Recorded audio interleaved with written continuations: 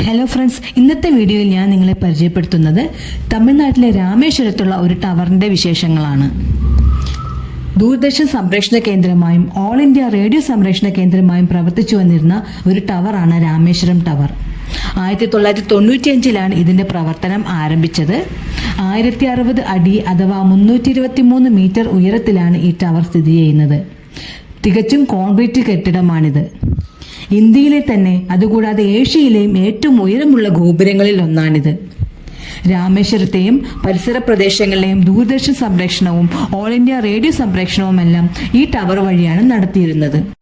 എന്നാൽ സ്വകാര്യ ചാനലുകളുടെയും DTH പോലുള്ള സേവനങ്ങളുടെയും എല്ലാം അതിപ്രസരം ഈ ടവറിന്റെ സേവനം നിർത്തിവെക്കാൻ നിർബന്ധിതമായി.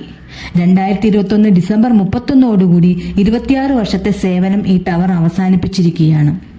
രാമേശ്വരത്തെയും പരിസര പ്രദേശങ്ങളിലും എവിടെ നിന്ന് നോക്കിയാലും ഈ ടവർ കാണാൻ സാധിക്കും. രാമേശ്വരത്തെയും പരിസര പ്രദേശങ്ങളിലെ മീൻപിടുത്തക്കാർക്ക് ഈ ടവറിന് മുകളിൽ സ്ഥാപിച്ചിരിക്കുന്ന ലൈറ്റ് ദിശ അറിയാൻ വളരെയധികം സഹായകമായിരുന്നു.